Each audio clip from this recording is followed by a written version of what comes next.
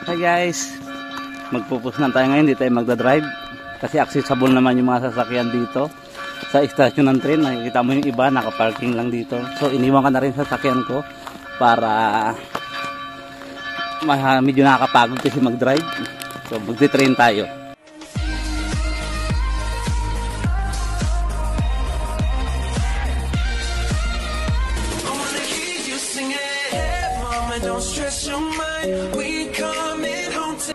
Hi guys, magpupus na tayo ngayon, hindi tayo magdadrive kasi accessible naman yung mga sasakyan dito sa istasyon ng train. Nakikita mo yung iba nakaparking lang dito, so iniwan ka na rin sa sasakyan ko para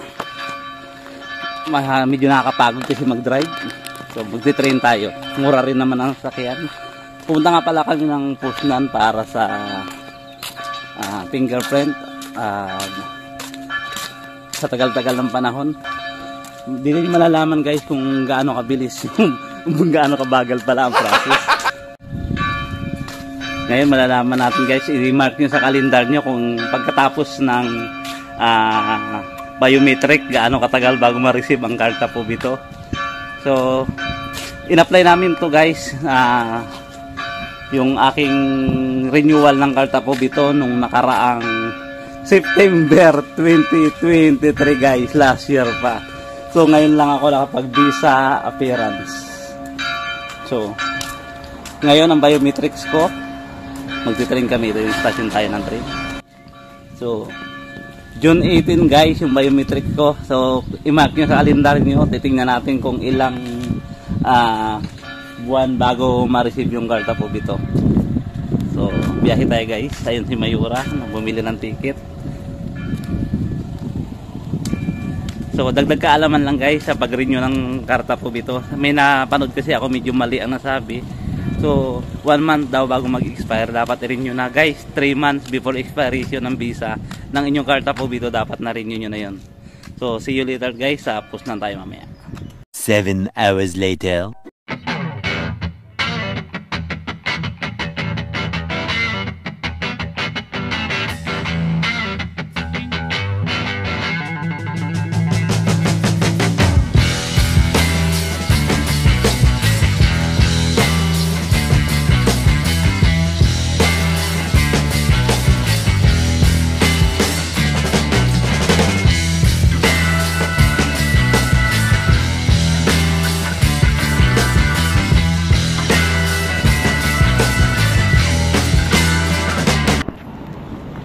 Yun na guys, after 30 minutes, so makalabas rin tayo katatapos lang natin mag-biometrics. Tandaan nyo guys yung araw na to.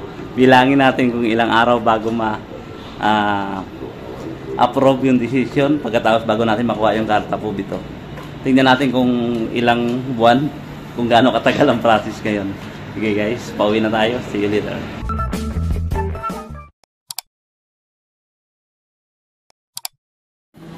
Guys, bago tayo umuwi is magkakalaman muna ng ating sikmura.